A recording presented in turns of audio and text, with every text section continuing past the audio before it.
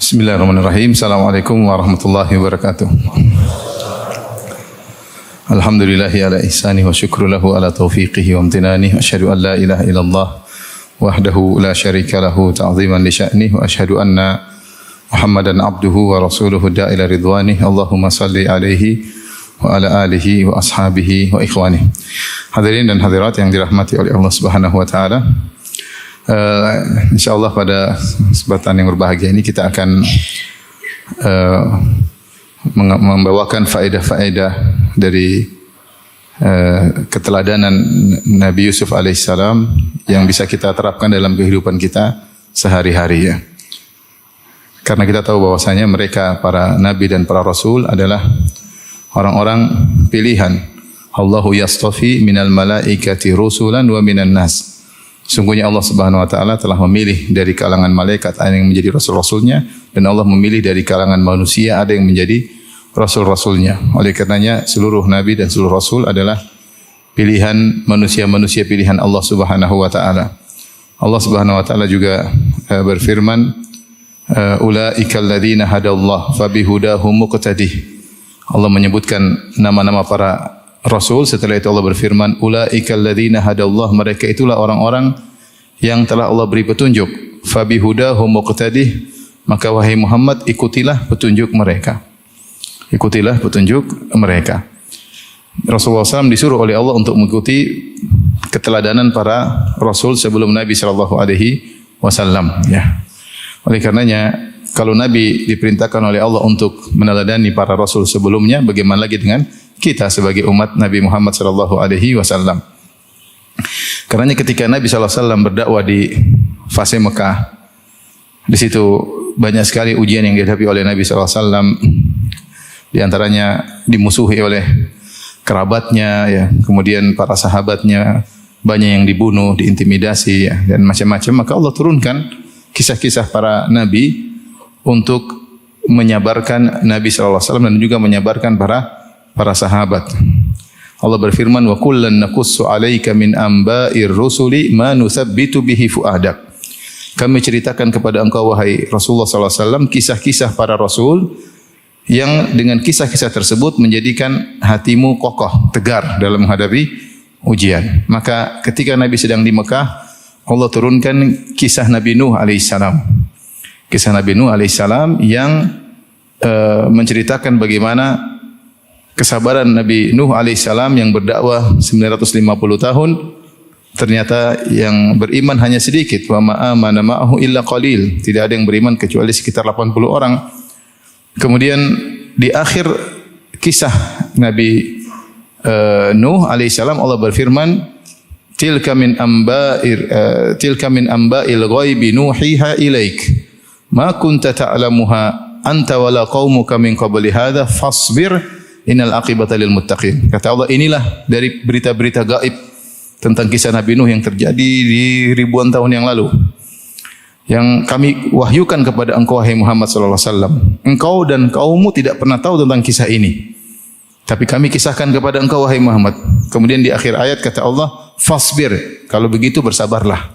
Lihatlah bagaimana Nuh bersabarnya luar biasa. Fasbir, maka hendaknya engkau bersabar juga wahai Muhammad. Innal aqibata lil muttaqin, sungguhnya kesudahan yang indah bagi orang-orang yang bertakwa. Di antara kisah-kisah Nabi yang Allah wahyukan kepada Nabi sallallahu alaihi wasallam ketika Nabi masih di Mekah adalah kisah Nabi Yusuf alaihissalam. Allah turunkan surat Yusuf, dan surat Yusuf adalah surat Makkiyah, yaitu yang Allah turunkan ketika Nabi masih di Mekah. Sebagian ulama menyebutkan Allah turunkan kisah Nabi Yusuf alaihissalam di antara tujuannya adalah sebagai pelipur lara bagi Nabi SAW, menghibur hati Nabi SAW, ya, yang dimusuhi oleh kerabatnya sendiri. Kita tahu Nabi SAW dari orang Quraisy, dan beliau diutus di tengah-tengah orang Quraisy di Mekah. Kemudian di tengah-tengah orang Quraisy juga ada Bani Hashim, yaitu om-omnya sendiri. Tetapi Nabi SAW ternyata dimusuhi oleh sukunya sendiri dan dimusuhi oleh om-omnya sendiri. Di antara omnya adalah Abu Lahab. Abu Lahab yang musuhi Nabi SAW. Tentu ini adalah hal yang sangat menyedihkan Nabi SAW. Bahkan Nabi begitu sedihnya, Nabi sedih ketika kerabat-kerabat ini tidak masuk Islam. Sampai Allah mengatakan wala tahzan alaihim. Tidak perlu kau bersedih atas mereka. Menunjukkan Nabi sangat sedih ketika kerabat-kerabatnya tidak masuk Islam. Karena beliau ingin sekali orang-orang Quraisy bisa masuk Islam. Ya, karena itulah suku beliau. Ya.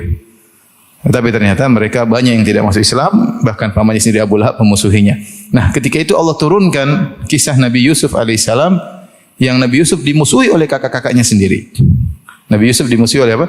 Kakak-kakaknya sendiri yang berusaha untuk menjauhkan Yusuf alaihissalam dari ayahnya Nabi Yakub alaihissalam. Sebagai hiburan bagi Nabi SAW bahwasanya sebelum engkau ada Nabi yang juga dimusuhi oleh kerabatnya sendiri, bahkan orang terdekatnya itu kakak-kakaknya sendiri, yaitu Nabi Yusuf alaihissalam.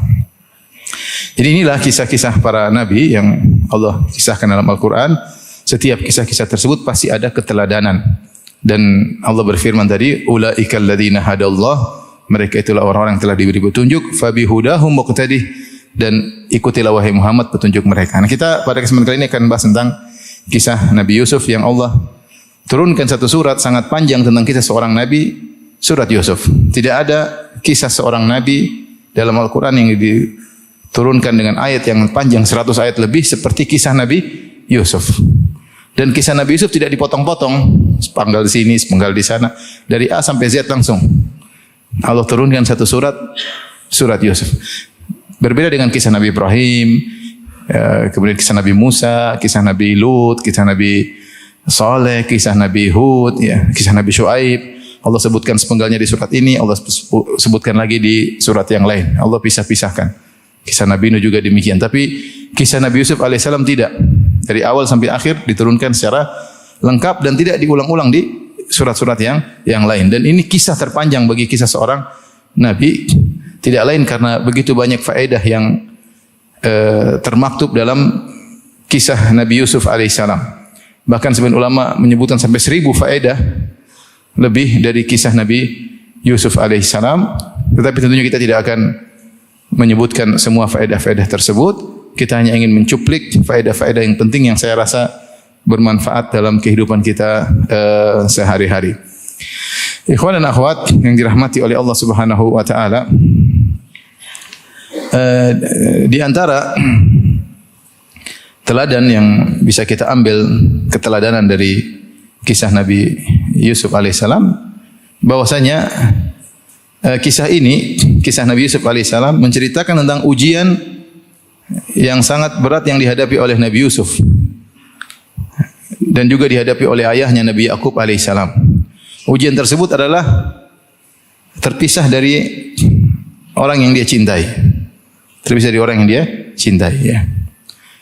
Nabi Yakub diuji dengan terpisah dari Nabi Yusuf alaihissalam, dan Nabi Yusuf diuji dari terpisah dari apa? Ayahnya dan dari ibunya, mungkin dari keluarganya. Dua-duanya adalah ujian. Ya. Dan Nabi Yakub alaihissalam sangat cinta kepada Nabi Yusuf. Kita bisa bayangkan bagaimana besar cintanya Nabi Yakub kepada Nabi Yusuf. Karena Nabi Yusuf adalah anaknya, buah hatinya, ya. Yang dalam hadis qudsi Allah menamakan anak dengan thamaratul fuad, buah hati.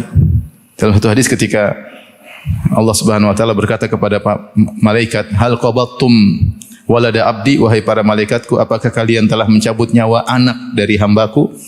Kata malaikat, "Na'am ya Rabb," benar kami telah mencabut nyawanya. Allah bertanya lagi, "Hal qabattum samarata fuadihi," apa kalian telah mencabut nyawa buah hatinya?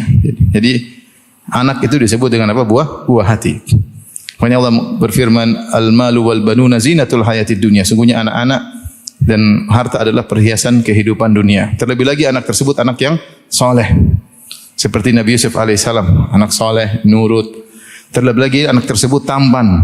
Artinya Nabi Yusuf sempurna sebagai seorang anak yang didambakan oleh orang tua. Ya. Soleh, tampan, ya, baik, nurut sama orang tua. Tiba-tiba ini anak yang paling disayang oleh Nabi Yakub alaihissalam. Tiba-tiba Allah menguji Nabi Yakub dengan harus berpisah dengan anak ini dengan waktu yang sangat lama, di puncak saat dia sangat sayang kepada sang anak. Ya, terpisahlah dari anaknya tersebut, Nabi Yusuf alaihissalam. Ada khilaf di kalangan para ulama. Kapan Nabi Yakub ketemu lagi dengan Nabi Yusuf alaihissalam? Ada yang mengatakan 40 tahun kemudian baru ketemu. Ada yang mengatakan 80 tahun kemudian baru apa? Ketemu. Ada yang mengatakan belasan tahun. Intinya terpisah dengan waktu yang lama. Dua-duanya sedih. Nabi Yusuf alaihissalam bersedih mengingat ayahnya dan ayahnya juga bersedih mengingat Nabi Yusuf alaihissalam. Ya. Hanya saja mungkin kesedihan Nabi Yakub lebih berat karena Nabi Yusuf diuji dengan ujian-ujian yang lain sehingga mungkin hatinya tersibukkan dengan urusan-urusan yang lain. Kemudian dia juga masih muda, ya. Beda dengan Nabi Yakub yang lebih tua, ya. Ayahnya begitu sedihnya Nabi Yakub alaihissalam sampai akhirnya dia buta kan. Allah sebutkan. Wa tawalla anhum wa qala ya asafa ala Yusuf wa biyaddat aynahu minal huzni fa huwa kadhim. Maka matanya pun buta, menjadi putih seluruhnya minal huzni karena kesedihan. Dan dia meredam kesedihannya sampai akhirnya matanya pun buta, ya. Ya. Ini menunjukkan ujian yang berat yang dihadapi oleh Nabi Yakub alaihissalam sebagaimana dihadapi oleh Nabi Yusuf alaihissalam. Yang ingin saya sampaikan di sini, sebagian ahli tafsir mengatakan, lihatlah di zaman itu orang yang paling dicintai oleh Allah adalah Nabi Yakub.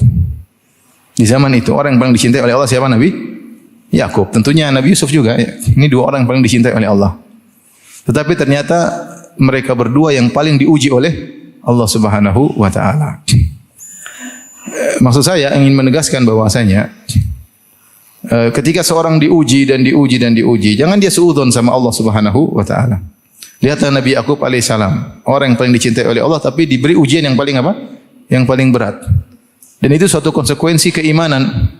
Ketika Nabi SAW ditanya tentang asyaddun nasi balaan, siapa orang yang paling berat ujiannya, maka Nabi SAW mengatakan asyaddun nasi balaan al-anbiya, yang paling berat ujiannya para nabi. Tsumma salihun, kemudian orang-orang saleh. Tsummal amsal fal amsal, kemudian yang selanjutnya dan selanjutnya. Yubtala rajulu ala qadri imanihi, seorang diuji berdasarkan kadar imannya. In kana fi imanihi salabatun zida fi balahi, kalau diuji ternyata dia tegar, Allah tambah level ujiannya. Wa in kana fi imanihi riqatun khufifa anhu, ketika diuji ternyata dia lemah, Allah turunkan level ujiannya. Tetapi hadis ini jelas bahwasanya semakin tinggi iman seorang maka dia akan semakin mengalami banyak ujian. Dan subhanallah kalau kita perhatikan tentang kisah-kisah para nabi, justru mereka diuji pada perkara-perkara yang mereka cintai. Mereka diuji pada perkara-perkara yang mereka cintai. Mulai dari Nabi Ibrahim, Nabi Nuh istrinya kafir, anaknya apa? Kafir, ya. Dimusuhi, diejek-ejek, perkara yang dia cintai. Kemudian Nabi Ibrahim alaihissalam misalnya diuji dengan ayahnya yang kafir.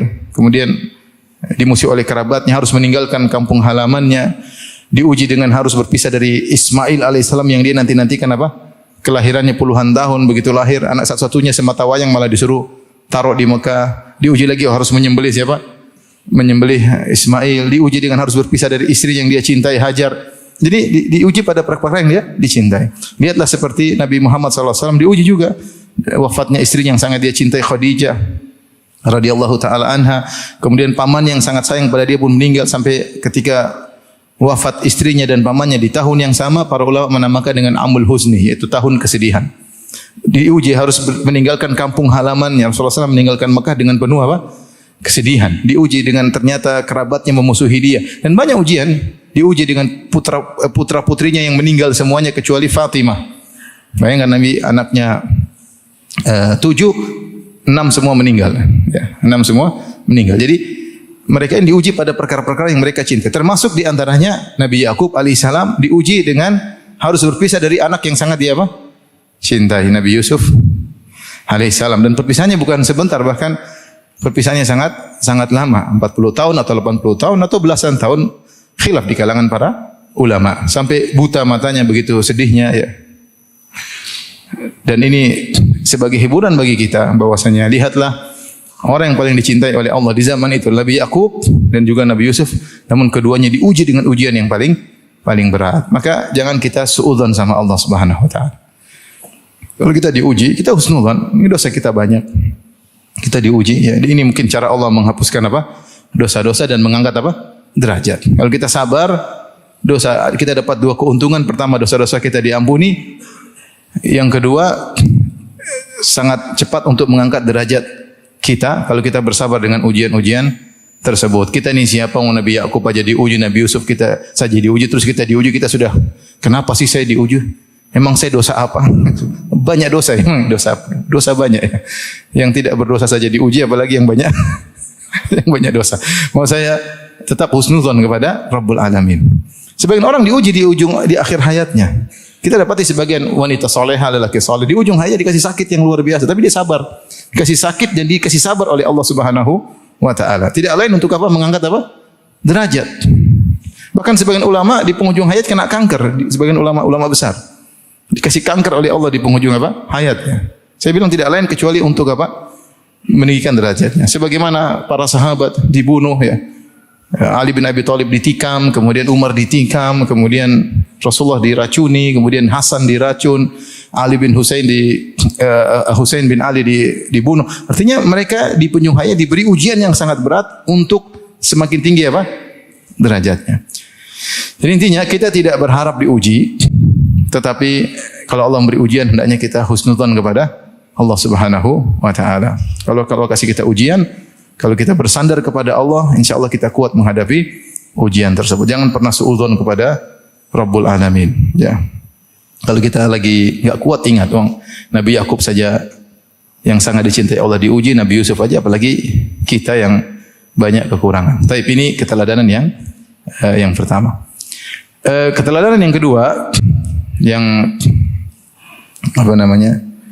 Yang tersebutkan dalam kisah Nabi Yusuf alaihissalam, yaitu ketika Nabi Yusuf alaihissalam bermimpi, yang mimpi tersebut menunjukkan kemuliaan beliau, dia berkata kepada ayahnya, dia ceritakan mimpinya kepada orang yang saleh, yaitu ayahnya seorang nabi. Ya abati inni ra'aitu ahada asyara kaukaba wasyamsa wal qamara ra'aituhum li sajidin. Qala ya bunayya la taqsus ru'yaka ala ikhwatika fayakidu laka kaida. Inna syaitana lil insani aduwwum mubin. Yusuf berkata, wahai ayahanda, sungguhnya aku melihat 11 bintang, rembulan dan matahari sujud kepadaku. Intinya Nabi Yusuf bermimpi 11 bintang, rembulan dan matahari sujud. Entah cara sujudnya bagaimana, enggak perlu dibahas, tapi dia bermimpi, dalam mimpinya 11 bintang, matahari dan rembulan sujud kepadanya. Ini tentu mimpi yang menakjubkan, karena bintang menunjukkan sesuatu yang besar, apalagi matahari, rembulan menunjukkan hal-hal yang besar.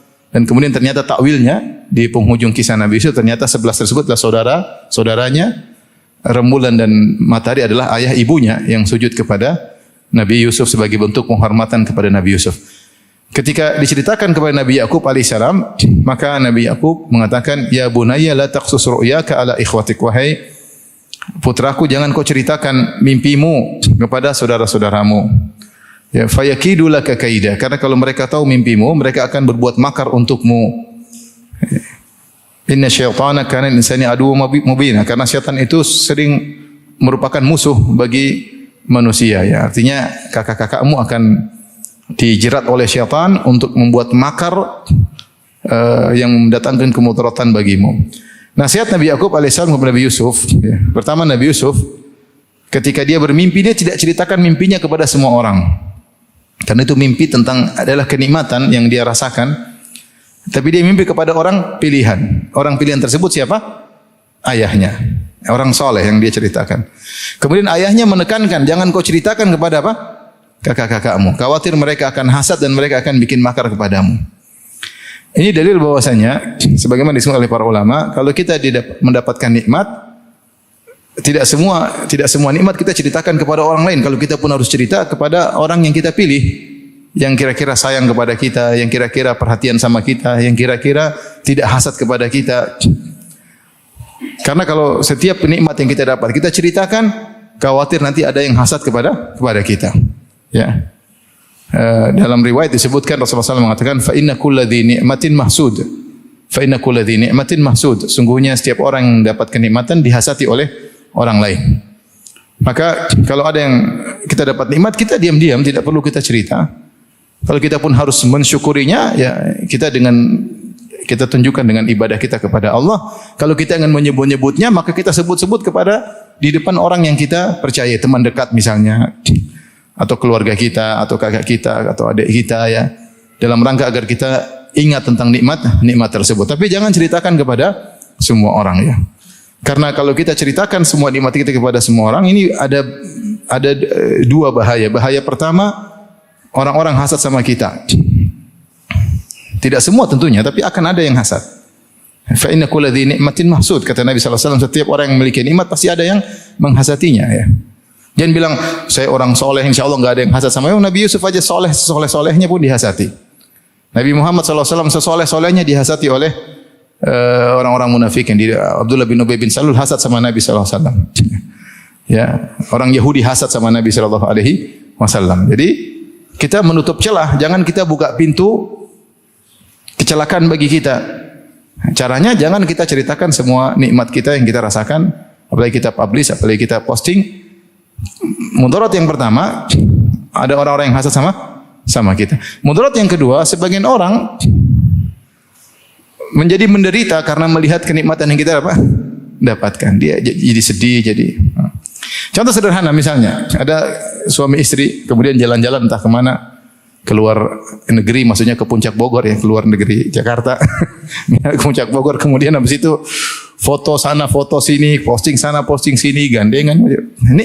Nikmat bisa bareng-bareng sama istri, sama suami, kenikmatan yang jarang didapatkan zaman sekarang, apalagi dengan kesibukan masing-masing dengan jalan-jalan sama anak-anak kemudian posting ya. Ini kenikmatan. Dua mudarat bisa menimpa. Bisa ada yang hasad. Ya, hasad kepada kita misalnya yang posting ibu-ibu. Hasad tuh. Bu ini kok bisa gitu ya Mas. Nah, ini hasad sama ibu itu. Akhirnya ya macam-macam. Kalau sudah hasad macam-macam ya, berusaha memisahkan sang wanita dari suaminya atau berusaha menggoda suaminya, kita enggak tahu ya. Ya. Yang kedua, mudarat bagi orang lain. Orang lain jadi sedih ketika dia lihat ada temannya jalan-jalan, ternyata suaminya tidak mampu jalan-jalan sama dia karena enggak punya duit. Jadi sedih atau tidak? Sedih. Aduh, gimana nih kita enggak bisa jalan-jalan. Jadi yang tadi sudah bahagia jadi apa? Jadi tidak bahagia. Contoh sederhana, ada seorang datang sama kawan, ada ngobrol, misalnya laki-laki lagi kumpul-kumpul, terus satu orang datang cerita, wah istri saya masya Allah, istri saya udah cantik, soleha, tiap malam sholat malam. Kemudian kalau saya kasih duit dia bilang nggak usah katanya.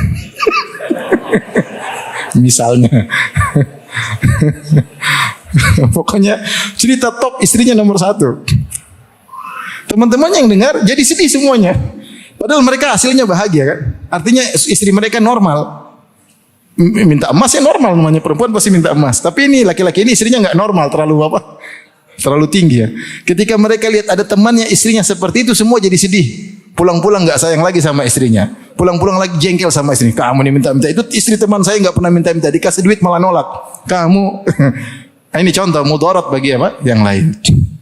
Maka seorang inilah maksudnya lihat situasi dan kondisi. Kalau dia mau cerita kenikmatan, jangan cerita sama semua orang, cerita kepada teman dekat yang amanah, yang sayang sama dia, yang mungkin dia bisa berbagi curhat kepadanya. Tidak semua orang kita ceritakan. Ada dua mudarat. Mudarat pertama, ada yang hasad sama kita. Mudarat kedua membuat orang lain menjadi apa? Sedih. Ya. Membuat orang lain jadi sedih. Ibu-ibu misalnya cerita sama teman, suami saya masya Allah gini, puji-puji habis. Akhirnya ada yang bilang, waduh, boleh juga itu kalau jadi suami saya. Ya, akhirnya. Kamu wajah pas-pasan aja, saya lebih cantik. Akhirnya dia berusaha merusak rumah tangga. Bisa saja ya. Karena tidak semua kenikmatan kita ceritakan ya. Makanya di antara nasihat Syekh Sa'ad Asy-Syafri, hafizahullah taala, dia mengatakan kalau ada yang bertanya sama kamu tentang nikmat, enggak usah jawab secara detail, jawab secara global aja. Rumahmu ada berapa? Ada ya. Ada berapa? Pokoknya ada, alhamdulillah. Enggak usah bilang rumah saya ada 10, 3 di sini, 3 di Pondok Indah, 2 di Pondok Pinang, 1 di pondok mana lagi. Orang hasad. Enggak semua orang usaha saya sekian, orang hasad. Kalau kita cerita nikmat yang kita miliki secara detail, dia akan hasad. Kalau kita bilang kita enggak punya, dia meremehkan. Kasihan orang miskin. Mending kita jawab secara apa? Global saja.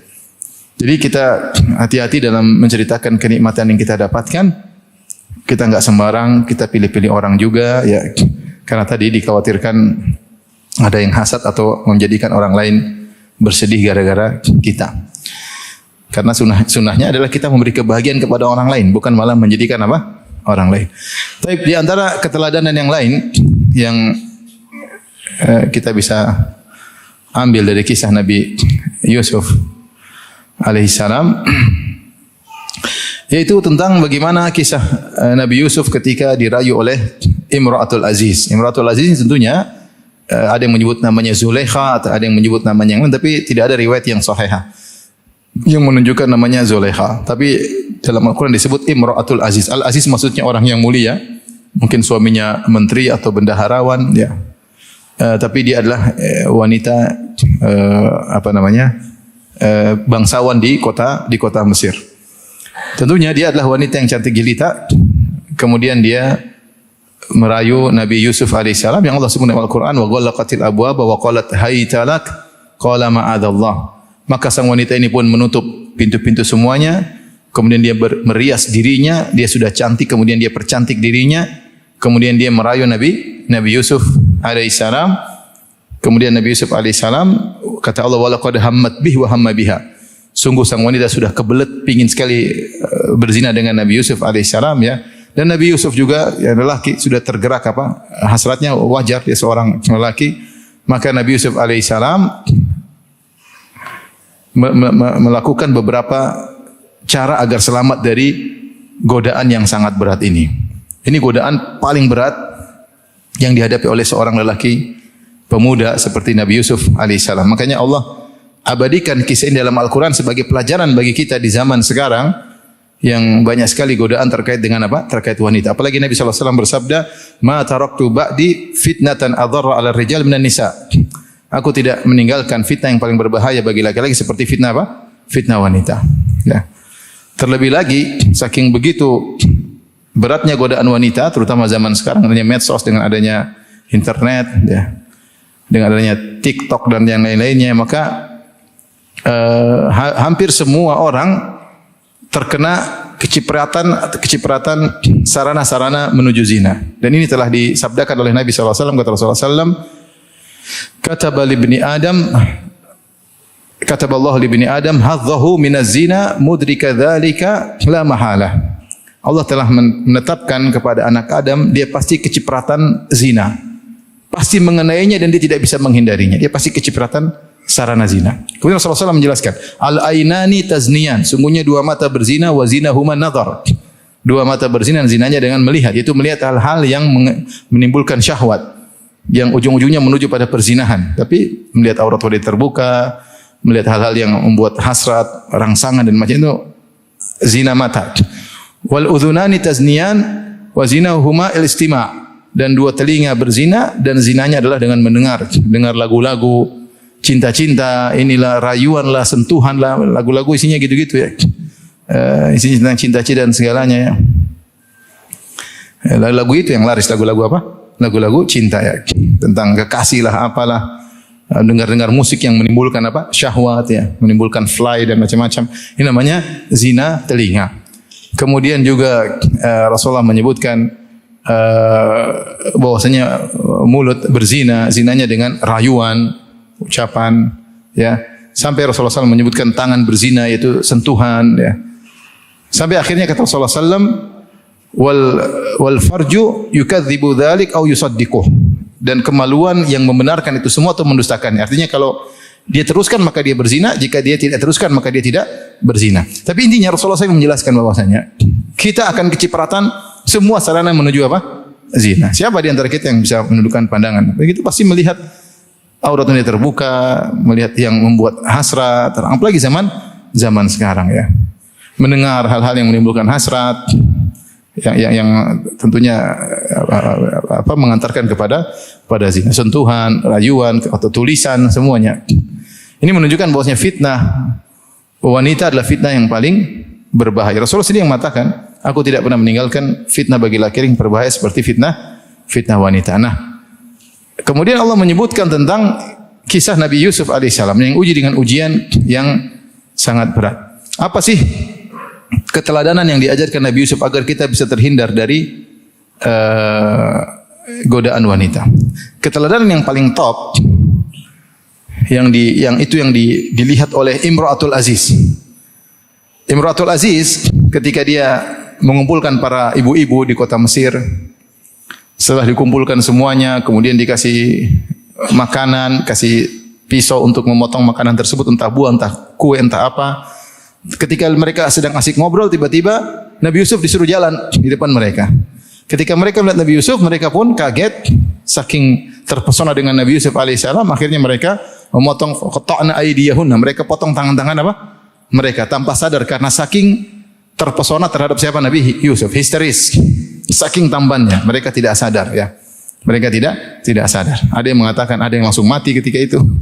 Ada yang mengatakan langsung haid ketika itu. Kalau kita baca buku tafsir macam-macam. Tapi intinya di antara yang Allah sebutkan, mereka potong tangan-tangan mereka berdarah dan mereka tidak sadar. Kemudian setelah mereka ternyata berhasrat sama Nabi Yusuf semuanya, maka akhirnya Imratul Aziz dengan tidak malu-malu lagi hatta kasitral haya dia robek tirai rasa malunya, kemudian dia bongkar-bongkaran. Dia bilang, qalat lumtunnani fi. Dzalika lumtunnani fi. Inilah yang kalian qalat fadzalika alladziina lumtunnani fi. Ini yang kalian cela-cela saya.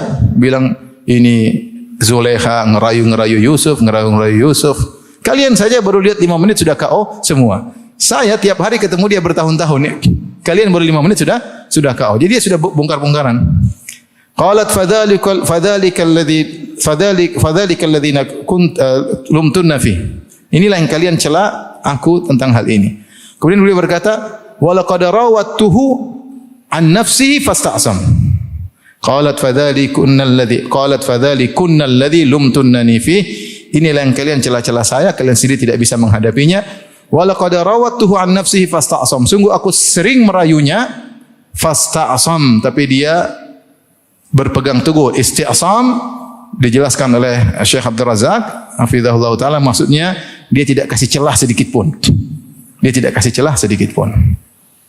Kalau kita ingin selamat dari fitnah wanita, jangan kasih celah sedikit pun. Yang buat kita tidak selamat ketika kita kasih apa? Celah. Baik fitnah laki-laki maupun fitnah wanita. Wanita kasih celah sama laki-laki atau laki-laki kasih celah sama wanita. Kalau ingin selamat, jangan kasih celah. Kalau kita sudah kasih celah, kita akan mudah terbawa. Pokoknya kalau ada cewek, assalamualaikum, rayu-rayu, blokir ya. Rayu-rayu ini enggak beres, blokir. Jangan di save ya. Itu namanya kita kasih celah.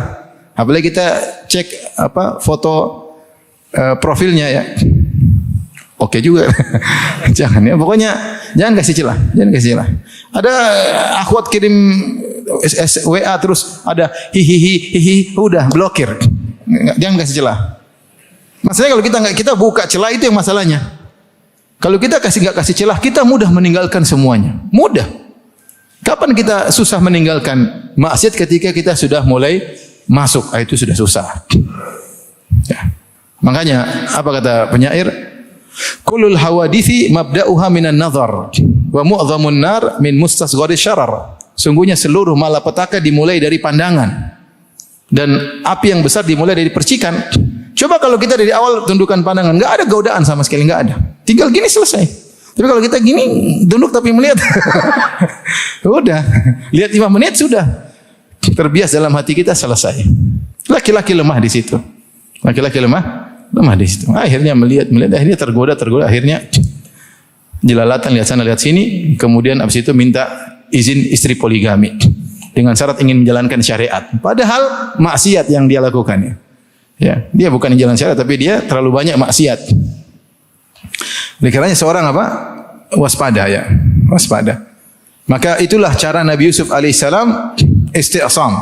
Tidak kasih celah sama sekali. Kalau kita tidak kasih celah sama sekali, kita mudah meninggal itu semua. Yang masalahnya kita buka celah, kita buka relasi, kita buka ketawa ketiwi, kita telepon lama-lama dengan istri orang, ini jadi masalah. Setan masuk, ya akhirnya membuat tergoda, ya. Apalagi baru bertengkar sama istri, repot. Jadi itu banyak kejadian masuk ke dalam medsos, kemudian reuni. Qadarullah ketika dia masuk acara reuni dia baru bertengkar sama suaminya. Kemudian ketemu dengan temannya laki-laki yang juga bertengkar sama istrinya. Ini kayaknya pas ya, Allah mentakdirkan demikian. Ada aja apa namanya hal-hal seperti itu. Makanya Jangan pernah meremehkan fitnah ini. Fitnah apa? Fitnah wanita. Jangan pernah meremehkan fitnah wanita karena ini fitnah paling besar bagi laki-laki. Ketika Rasulullah mengatakan fitnah paling berbahaya, jangan kita sepelekan. Ini metode yang paling tepat, teladan dari Nabi Yusuf, isti'sam, jangan kasih celah sama sekali. Kemudian yang kedua, ketika kita tergoda atau mulai tergerak hasrat kita, maka metode berikutnya mengingat nikmat yang Allah berikan kepada kita.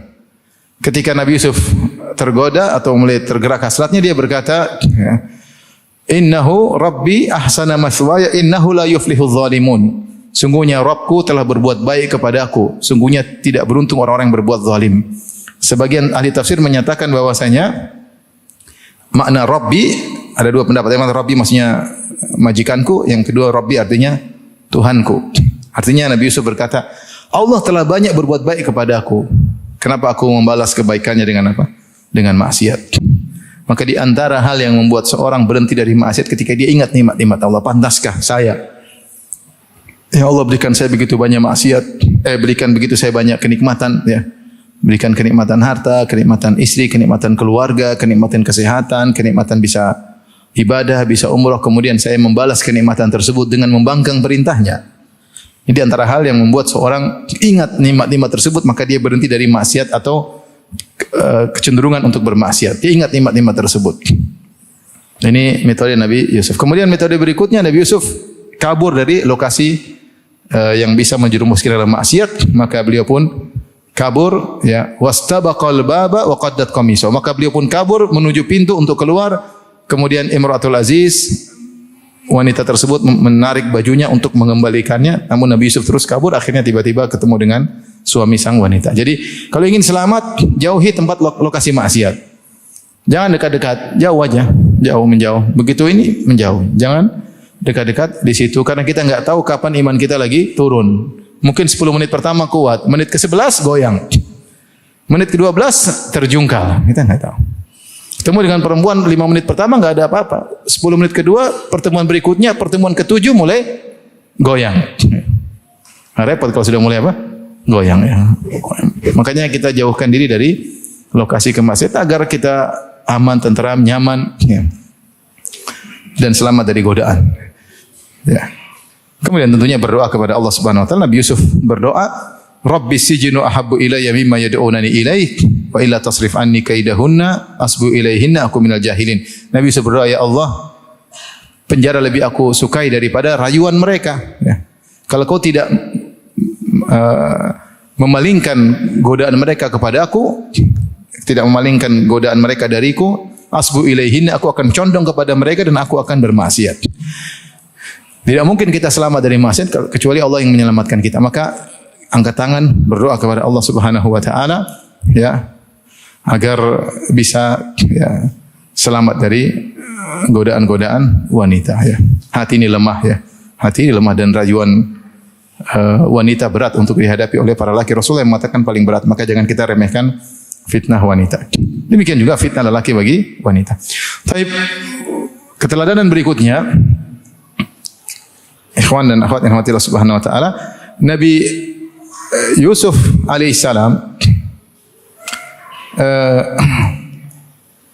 selalu berbuat ihsan, dan orang yang berbuat ihsan akan dimudahkan urusannya oleh Allah Subhanahu wa taala, ya. Ketika Nabi Yusuf akhirnya setelah dipenjara, kemudian dia diangkat menjadi seorang menteri, kemudian kakak-kakaknya pun datang, maka kemudian dia pun bongkar kartu, dia bilang, sayalah Yusuf yang kalian pernah begini-begini, ya. Kemudian Nabi Yusuf berkata, ya, innahu may yattaqi wa yasbir fa innallaha la yudhi'u ajral muhsinin. Sungguhnya siapa yang bertakwa dan bersabar, sungguhnya Allah tidak akan menyia-nyiakan pahala orang yang berbuat ihsan. Nah, seorang berusaha dalam kehidupan ini melakukan ihsan sebagaimana Nabi Yusuf alaihissalam. Dia selalu ihsan. Ihsan maknanya dua. Yang pertama adalah ihsan dalam beribadah kepada Allah. Yang kedua ihsan kepada makhluk-makhluk Allah Subhanahu wa taala. Ihsan yang pertama sebagaimana yang ditafsirkan oleh Nabi SAW, anta'budallaha ka'annaka tarahu fa illam takun tarahu fa innahu yarak. Engkau beribadah kepada Allah seakan-akan engkau melihat Allah. Jika kau tidak mampu, yakinlah Allah melihatmu. Itulah ihsan. Setiap kita melakukan ibadah, kita merasa Allah selalu melihat apa? Melihat kita. Allah selalu menilai kita.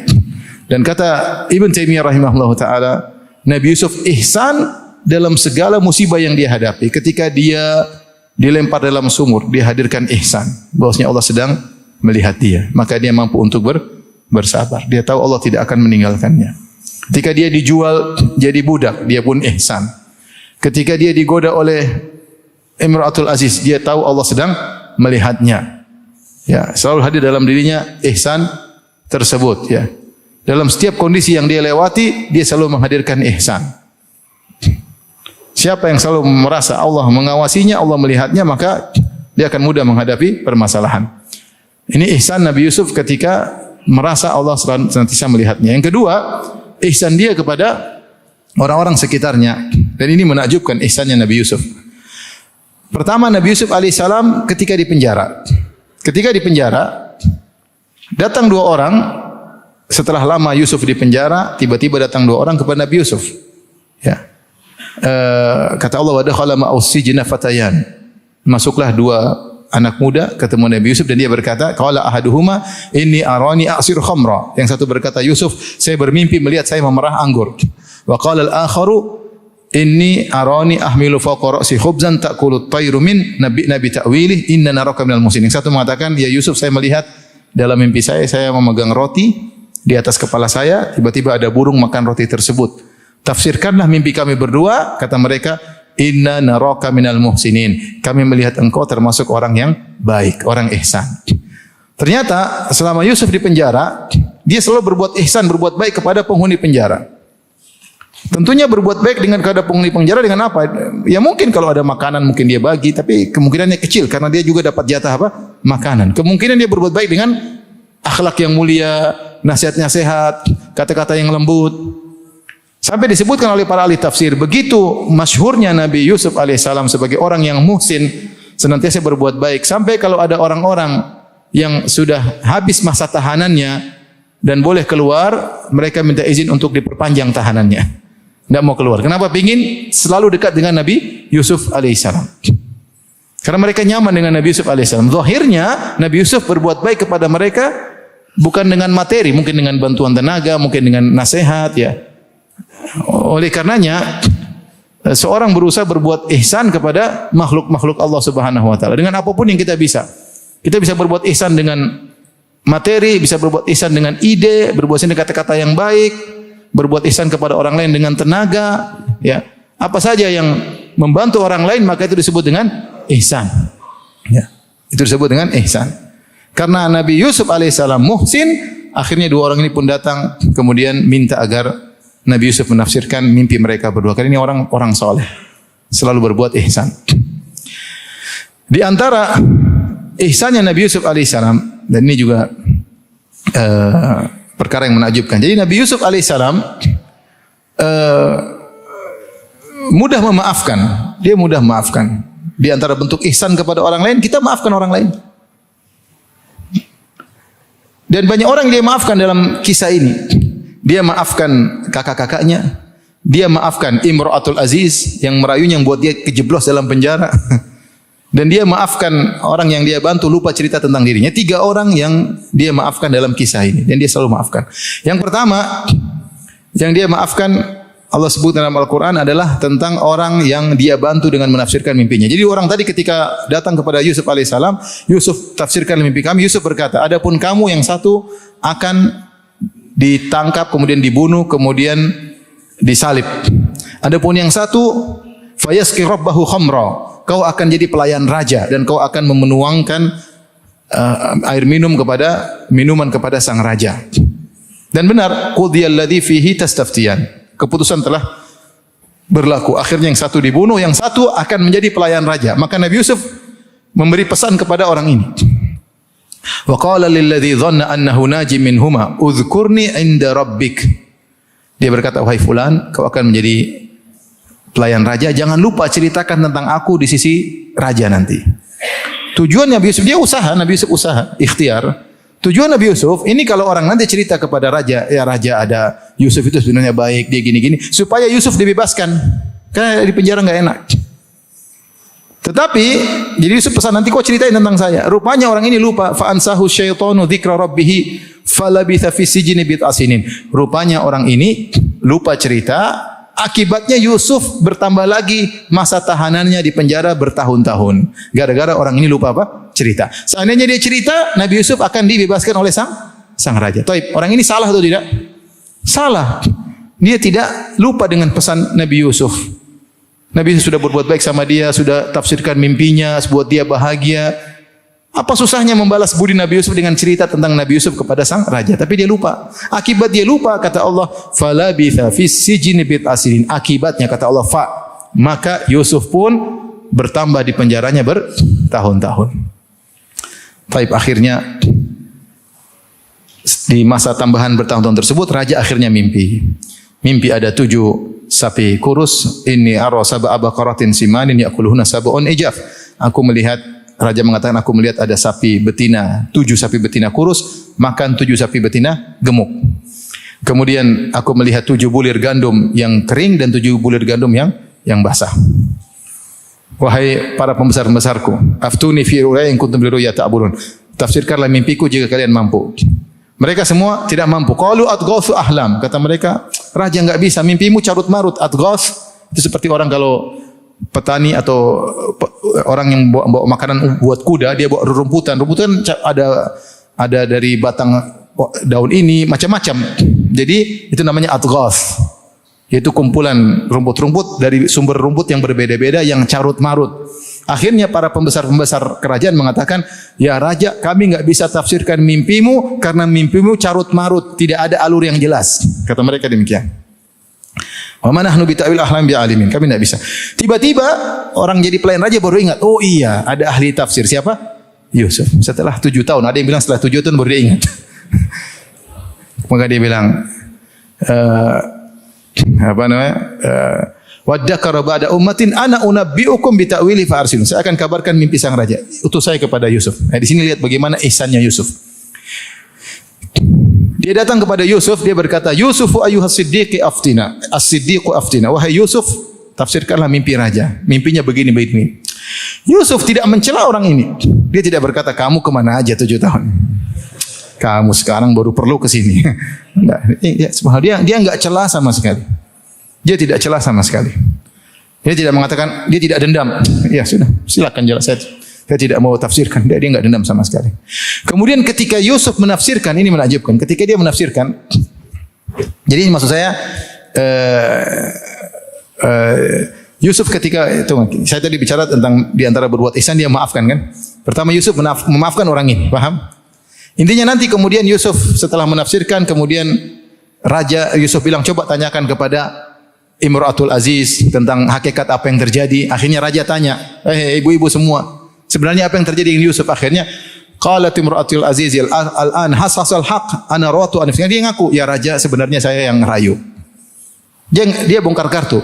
Tetapi Yusuf alaihissalam tidak bilang raja penjarakan dia gantian, enggak. Yusuf maafkan wanita ini. Bayangkan, gara-gara wanita ini dipenjara lebih dari 7 tahun, ada yang bilang 14 tahun, ada yang bilang lebih. Tapi dia tidak dendam kepada Imratul Aziz. Dia tidak dendam. Dia cuma coba tanya yang benar bagaimana. Subhanallah, lapangnya dada luar biasa. Kemudian orang ketiga yang dia maafkan adalah kakak-kakaknya. Ketika mereka ingin minta beli gandum setelah Yusuf menjadi menteri bendaharawan Mesir, mereka datang, akhirnya mereka minta gandum, mereka enggak punya barteran. Ya. Qalu ya ayyuhal azizu massana wa ahlana ad-durr wa ji'na bi bid'atin musjatin fa awfi lana al-kail wa tasaddaq alaina. Kakak-kakaknya yang 10 orang bilang yang dulu buka baju Yusuf, masukkan ke sumur, jual jadi budak. Ini yang bikin Nabi Yusuf berpisah dari ayahnya sampai puluhan tahun. Kemudian mereka sekarang dalam kondisi mengemis. Mereka berkata, wahai sang bendaharawan Mesir, keluarga kami ditimpa dengan penderitaan dan kami perlu makanan, perlu gandum, cuma barteran kami cuma sedikit. Tolong meskipun barteran kami cuma sedikit, penuhilah gandum tersebut. Yusuf akhirnya bongkar kartu. Yusuf mengatakan, qala hal alimtum ma fa'altum bi Yusuf wa akhihi antum jahilun. Apa kalian masih ingat Apa yang kalian lakukan kepada Yusuf dan saudaranya ketika kalian masih jahil? Kamu Yusuf? Iya, saya Yusuf. Akhirnya mereka berkata, inna kunna laqad atharakallahu alaina wa in kunna la khatiin. Wahai Yusuf, Allah telah memuliakan engkau daripada kami dan kami bersalah. Apa kata Yusuf? La tathriba alaikumul yauma yaghfirullahu lakum. Tidak ada celaan bagi kalian sejak hari ini. Enggak ada, aku enggak mencela kalian. Allah niscaya akan mengampuni apa? Kalian. Subhanallah, Yusuf tidak mencela sedikit pun. Tidak mencela sedikit pun. Jadi dia benar-benar di antara ihsan yang dia lakukan mudah memaafkan. Jadi ikhwan kita ini hidup, ya namanya kita punya kekurangan, orang lain juga punya kekurangan. Pasti ada orang salah sama kita, pasti. Tidak usah orang jauh-jauh, orang dekat kita, mungkin istri kita, mungkin suami kita, mungkin anak kita jengkelin kita, mungkin pembantu kita, mungkin supir kita, mungkin tetangga kita, mungkin guru kita, mungkin murid kita. Ada kemungkinan ada, ya. Tapi kita hendaknya mengambil teladan dari Nabi Yusuf alaihissalam. Di antara bentuk berbuat ihsan adalah dengan mudah apa? Memaafkan. Kita mudah maafkan, kita yang bahagia, dan tentunya kita sudah bahas dalam bahasan tersebut tentang masalah memaafkan. Ini bentuk ihsan. Yusuf memaafkan. Imra'atul Aziz, Yusuf memaafkan orang yang dia tafsirkan mimpinya, dan Yusuf juga memaafkan saudara-saudaranya. Di antara bentuk ihsan Nabi Yusuf alaihissalam, beliau ketika diminta untuk menafsirkan mimpi tadi, pelayan raja berkata, wahai Yusuf, raja bermimpi begini. Bahwasanya raja melihat ada 7 sapi kurus memakan 7 sapi gemuk. Maksudnya apa? Maka lihat bagaimana Yusuf menafsirkan mimpi tersebut. Apa tafsir mimpi ini? Tafsir mimpi ini sederhana. Tafsir mimpi adalah berarti akan ada 7 tahun masa panen, kemudian diikuti dengan 7 tahun masa paceklik. Itu saja tafsir mimpi. Apa maksudnya 7 sapi gemuk? Maksudnya masa panen selama 7 tahun. Apa maksudnya 7 sapi kurus? Maksudnya adalah masa panen, masa paceklik selama 7 tahun. Harusnya itu saja jawaban Nabi Yusuf. Nih jawabannya begini, selesai. Tapi ternyata Yusuf berbuat ihsan. Dia tidak hanya menafsirkan, tapi dia langsung kasih solusi juga. Dia langsung kasih apa? Solusi. Dia berkata, tazra'una sab'a sinin da'aban fama hasadtum fadharuhu fi sumbulihi illa qalilan mimma ta'kulun. Thumma ya'ti min ba'di dzalika sab'un shidadun ya'kulna ma qaddamtum lahunna illa qalilan mimma tuhsinun. Kata Yusuf, akan ada 7 tahun musim panen, maka tanamlah sebanyak-banyaknya. Kemudian sisakan sebanyak-banyaknya, makan sedikit saja. Mungkin makanan 1 orang buat 2 orang, buat 3 orang. Sisakan sebanyak-banyaknya, makan sedikit saja. Ini solusinya. Kemudian akan datang 7 tahun musim paceklik yang kalian simpan di lumbung gandum tersebut akan kalian pakai, ya. Tapi masih ada yang tersisa karena kalian simpannya apa? Banyak. Nah, ini solusi yang dijelaskan Nabi Yusuf. Jadi Yusuf alaihissalam tidak hanya menafsirkan mimpi, tapi dia juga kasih solusi. Kemudian di antara ihsannya selain mengasih solusi, Yusuf mengabarkan tentang hal yang lain. Kata Yusuf alaihissalam, "Tsumma ya'ti min ba'di dzalika 'amun fihi yughathun nas wa fihi ya'sirun." Sungguhnya akan datang setahun setelah itu, setelah 14 tahun, 7 tahun musim kemarau, musim panen, 7 tahun musim kemarau, akan datang 1 tahun di sana hujan sangat keras, sangat deras, dan akhirnya orang akan memanen anggur dan memerah anggur. Ini 1 tahun, tsumma ya'ti 'amun fihi yughathun nas, kemudian setelah itu tahun ke-15 akan banyak hujan yang deras dan orang-orang akan memanen anggur. Ini tidak ada dalam mimpi tersebut, paham? Ini tambahan ilmu. Karena yang saya katakan tadi, tafsiran mimpi cuma 7 musim panen, 7 musim apa? Paceklik, Tuhan 7 tahun. Tahun yang ke-15 ini di luar daripada mimpi, tapi Yusuf kasih tambahan. Kasih tambahan. Ini menunjukkan dia ihsan dengan ilmu. Ihsan Nabi Yusuf dengan beri solusi, dengan tambahan ilmu. Seperti Nabi SAW ketika para ulama mengatakan Nabi orang yang ihsan. Ya, di antara ihsannya adalah memberi ilmu yang dibutuhkan kepada meskipun tidak ditanyakan. Satu hari dalam hadis Abu Hurairah radhiyallahu anhu, sahabat bertanya, "Ya Rasulullah, inna narkabul bahra wa nahmilu ma'ana al-qalila minal ma'. Fa in tawadda'na bihi atishna, afa natawadda'u bima'il bahr?" Ya Rasulullah, kami berlayar di lautan dan kami bawa air tawar sedikit. Kalau kami gunakan air tawar ini untuk berwudu, kami kehausan. Jadi mereka ragu, maka mereka bertanya, bolehkah kami berwudu dengan air laut? Karena mereka ragu tentang kesucian air laut karena saking asinnya. Jadi mereka bilang, kalau kami gunakan air tawar untuk berwudu ya Rasulullah, kami kehausan di tengah lautan. Bolehkah kami menggunakan air laut untuk berwudu. Jadi yang pertanyaannya tentang air apa? Air laut bolehkah untuk berwudu? Apa jawaban Nabi SAW? Ini hadis pertama dalam kitab Bulughul Maram. Kata Nabi SAW, huwa tahuru ma'uhu al-hillu maitatuhu. Kata Nabi, air laut itu suci dan mensucikan. Boleh untuk wudu, boleh untuk mandi junub. Apakah titik? Rasulullah masih lanjutkan. Al-hillu maitatuhu. Juga ikan, bangkai ikannya juga halal. Padahal mereka tidak tanya tentang bangkai apa? Ikan. Tetapi Rasulullah tahu mungkin mereka akan butuh di tengah jalan. Daripada mereka enggak bisa nanya nanti, enggak bisa WA, enggak bisa SMS, enggak bisa telepon. Sudah Rasulullah kasih tahu sekarang. Bangkainya pun apa? Halal. Ini contohnya Rasulullah SAW ihsan dengan apa? Ilmu. Tidak ditanyakan, tapi kalau perlu tahu dikasih tahu. Yusuf alaihissalam demikian. Informasi bahwasanya pada tahun 15 akan ada hujan deras itu enggak di luar daripada konteks mimpi. Tapi beliau kasih tambahan apa? Ilmu, karena beliau tahu ini akan membahagiakan mereka. Oh, ternyata tahun ke-15 akan ada hujan, akan ada perah anggur. Setelah 7 tahun paceklik ternyata diselesaikan dengan musim yang sangat menyenangkan. Inilah ihsannya Nabi Yusuf alaihissalam. Masih ada waktu? Masih ya? Sabar ya. Ada air minum, tenang aman. Baik. Kita lanjutkan. Di antara keteladanan Nabi Yusuf, dan ini juga kita perlu dalam kondisi tertentu, adalah menggunakan ta'rid atau al-ma'arid atau tauriyah. Tauriyah adalah mengucapkan sesuatu yang benar, tidak ada dusta di situ, tetapi maksudnya makna yang lain. Tetapi maksudnya makna yang lain yang disalahpahami oleh pendengar. Itu namanya tauriyah atau ma'arid atau ta'rid. Dalam suatu riwayat dari Imran bin Husain radhiyallahu anhu, Rasulullah SAW bersabda, inna fil ma'arid lamanduhatan anil kadhib. Inna fil ma'arid lamanduhatan anil kadhib. Maknanya sungguhnya tauriyah adalah solusi untuk terhindar daripada dusta. Tauriyah itu seperti ini, seperti yang pernah dilakukan oleh Abu Bakar radhiyallahu anhu. Ketika Abu Bakar radhiyallahu anhu berjalan bersama Nabi Muhammad sallallahu alaihi wasallam ketika hijrah, orang-orang bertanya, siapa ini di depanmu wahai Abu Bakar? Mereka kenal Abu Bakar, mereka tidak kenal Nabi Muhammad SAW. Karena Abu Bakar adalah pedagang, sering kemana-mana. Kata mereka, siapa depanmu wahai Abu Bakar? Kata Abu Bakar, hadza hadin ila thariq, ini penunjuk jalan. Padahal maksud Abu Bakar penunjuk jalan menuju surga, paham? Bukan penunjuk jalan menuju Madinah, karena Rasulullah juga enggak tahu jalan, paham? Ini namanya ta'rid. Ucapannya benar, tidak ada dusta, tapi sengaja diucapkan agar disalahpahami oleh pendengar supaya karena ini ada darurat. Kalau ada.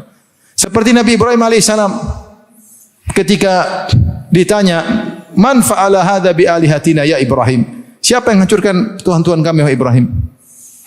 Qala bal fa'alahu kabiruhum hadza fas'aluhum in kanu yantiqun. Kata Nabi Ibrahim, yang bikin tuhan yang gede. Kalau tanya sama tuhan-tuhan kecil kalau mereka bisa ngomong. Ini tidak ada dusta. Jadi Nabi Ibrahim mengatakan yang menghancurkan patung-patung besar, kalau patung-patung kecil bisa ngomong, paham? Tapi patung-patung kecil bisa ngomong atau tidak? Enggak bisa, berarti bukan dong. Itu namanya dusta bersyarat. Seperti dulu ada kisah, katanya di Sulawesi ada patung Syekh Yusuf. Kalau kamu panggil dia, Syekh Yusuf, kalau dia dengar dia pasti noleh begini. Cuma kan dia enggak bisa dengar, jadi enggak pernah noleh-noleh, paham mas? Jadi itu maksudnya. Kata Nabi Ibrahim, yang melakukannya adalah patung-patung besar, yang menghancurkan patung besar, menghancurkan patung-patung kecil. Tanyalah sama patung-patung kecil kalau mereka bisa ngomong. Seakan-akan Nabi Ibrahim berkata, yang melakukan patung besar dengan syarat patung kecil bisa apa? Ngomong. Ini di antara tauriyah. Di antaranya Nabi Ibrahim ketika ditanya, diajak untuk ikut acara kesyirikan, maka dia tidak mau keluar, dia berkata, inni sakim, aku sedang sakit.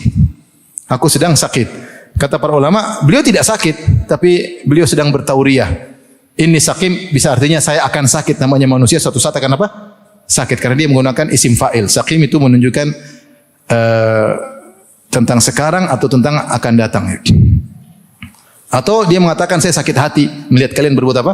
Kesyirikan. Di antara juga ketika raja ingin mengambil istrinya Hajar, maka Ibrahim berkata, kalau mereka tanya kepada saya siapa kamu, saya akan bilang kau adalah saudariku. Maksudnya saudari sesama Muslim. Karena kalau Nabi Ibrahim bilang ini istriku, dia akan dibunuh.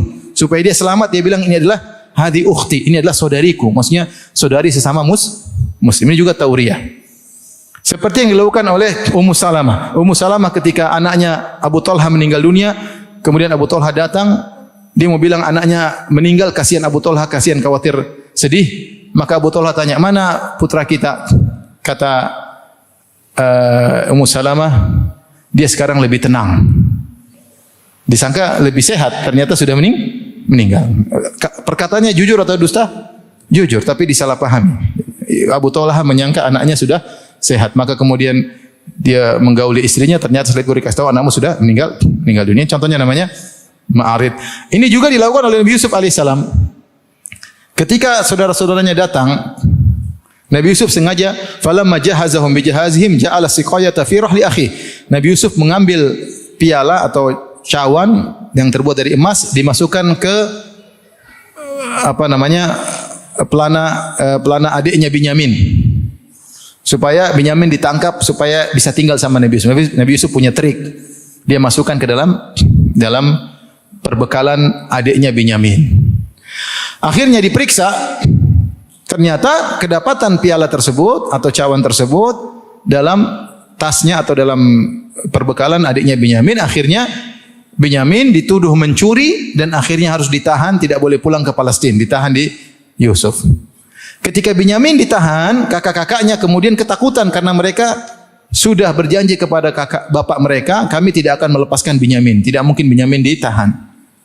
Akhirnya mereka merayu Nabi Yusuf, kata mereka, "Ya ayyuhal azizu, inna lahu aban syaikhan kabira."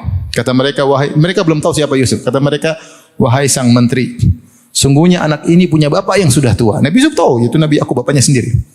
Maksudnya, kasihan bapaknya ini sangat sayang sama dia. Lepaskanlah Binyamin, fakhudh ahadana makanahu. Ambillah kami 10 orang, salah satu gantinya dia. Tapi jangan tahan dia.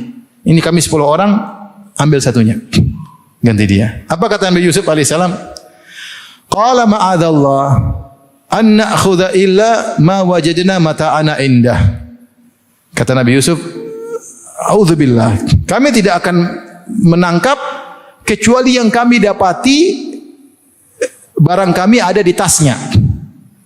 Nabi Yusuf tidak berkata kami tidak akan menahan kecuali yang mencuri. Nabi Yusuf tidak menggunakan kata mencuri, paham? Karena adiknya tidak mencuri, karena dia yang taruh barang di situ. Tapi dia mengatakan kami tidak bakalan menahan kecuali orang yang kami dapati barang kami ada di tas. Ini Nabi Yusuf menggunakan tauriyah. Ya, ini menggunakan tauriyah sehingga dia menggunakan kata-kata yang jujur.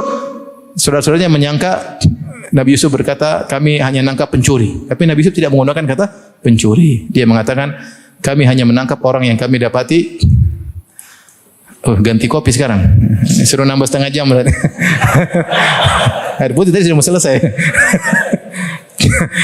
Jadi kami tidak akan menahan kecuali orang yang kami dapati barang kami ada pada atas. Ini adalah tauriyah yang dilakukan Nabi Yusuf alaihissalam. Nah, perkara tauriyah ini terkadang kita perlu.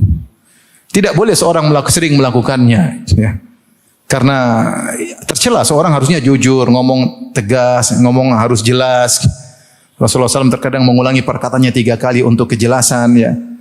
Tetapi terkadang kita terpaksa harus tauriyah daripada terjerumus dalam apa? Dosa. Jadi boleh dilakukan dalam kondisi-kondisi terdesak, ya. Ya, tapi jangan sering, ya. Jangan apa? Sering. Tapi ini salah satu teladan agar kita terhindar daripada dusta. Tapi ikhwan dan akhwat yang dirahmati Allah Subhanahu wa taala, ini saja yang bisa saya sampaikan, ya. Intinya banyak sekali keteladan dari Nabi Yusuf alaihissalam, dan ini sebagian yang bisa kita mungkin terapkan dalam kehidupan sehari-hari. Dan di akhir ini saya sampaikan, lihatlah bagaimana Yusuf alaihissalam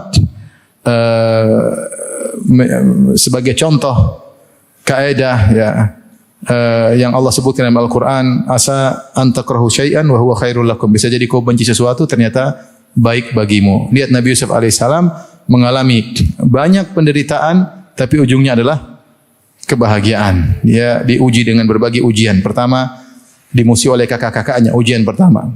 Penderitaan yang kedua, dimasukkan dalam sumur. Dibuka bajunya, dimasukkan dalam sumur. Kenapa dibuka bajunya? Karena bajunya mau dilimurin darah apa? Darah kambingnya. Dimasukkan dalam sumur. Yang ketiga, dijual oleh kakak-kakaknya jadi budak, dijual. Yang keempat, dia harus jadi budak kerja lama di rumah orang. Yang kelima, kemudian dia dipenjara. Ya, dituduh, ya. Kemudian akhirnya di penjara. Jadi aib bagi dia, dituduh mau berzina dengan istri majikan. Ya. Kemudian berpisah dari ayahnya puluhan tahun.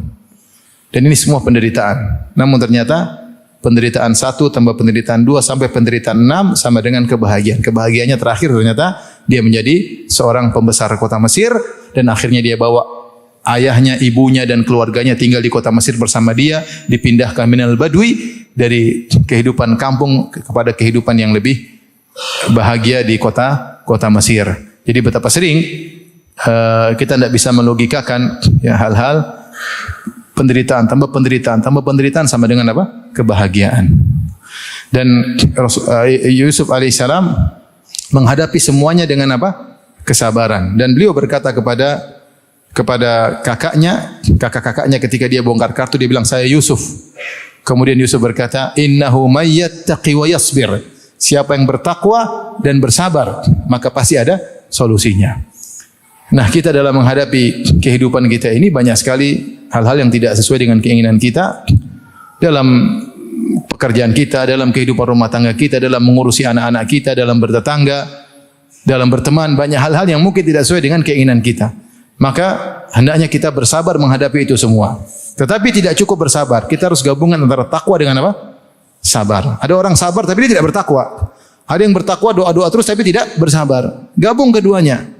Dia bertakwa kepada Allah, tinggalkan maksiat dan dia bersabar. Innahu may yattaqi wa yasbir. Siapa yang bertakwa dan bersabar, gabungkan keduanya. Oleh karenanya kalau seorang bersabar, Allah akan kasih solusi dengan cara Allah Subhanahu wa taala. Dan ini disampaikan oleh Al-Alusi dalam kitabnya Ruhul Ma'ani ketika menafsirkan firman Allah Subhanahu wa taala, "Wa tammat kalimatu rabbikal husna ala bani Israil bima sabaru." Allah menetapkan kesudahan yang indah bagi Bani Israel setelah diintimidasi oleh Fir'aun berapa lama, waktu yang sangat lama. Allah berikan kesudahan yang indah, kata Allah, bima sabaru, karena kesabaran mereka, Nah, kalau kita menghadapi permasalahan, kita bisa berusaha memecahkan permasalahan tersebut dengan tanpa sabar. Atau kita bisa menghadapi dengan kesabaran. Kalau kita menghadapi tanpa kesabaran, berarti Allah menyerahkan kita ngurusi sendiri. Tapi kalau kita dengan sabar, yakinlah Allah yang ngurusi. Allah yang apa? Ngurusi. Ini Ibnu Taimiyah rahimahullah sudah menjelaskan hal ini. Kamu kalau dizalimi oleh orang, ada dua cara. Bisa kau hadapi. Ketika kau hadapi, berarti kau hadapi caramu sendiri. Bisa berhasil, bisa enggak berhasil. Tapi kalau kamu bersabar, sabar saja. Insya Allah ada tiba-tiba solusi yang Allah berikan dengan cara Allah Subhanahu wa taala di luar daripada nalar. Lihatlah Bani Israel, kapan mereka diselamatkan? Ketika mereka bersabar. Dalam kehidupan kita, entah bertetangga, masalah ekonomi, masalah rumah tangga, bersabar aja. Kalau sabar pasti ada apa? Solusinya. Serahkan sama Allah Subhanahu wa taala. Meskipun kadang jengkel, tahan, sabar. Kalau kita enggak sabar, sudah nanti kacau hasilnya, Hasil lihat Nabi Yusuf alaihissalam bersabar puluhan tahun, penghujungnya adalah keindahan. Tapi demikian saja apa yang saya sampaikan. Subhanakallah bihamdik, asyhadu an la ilaha illa anta, astaghfiruka wa atubu ilaik. Assalamualaikum warahmatullahi wabarakatuh.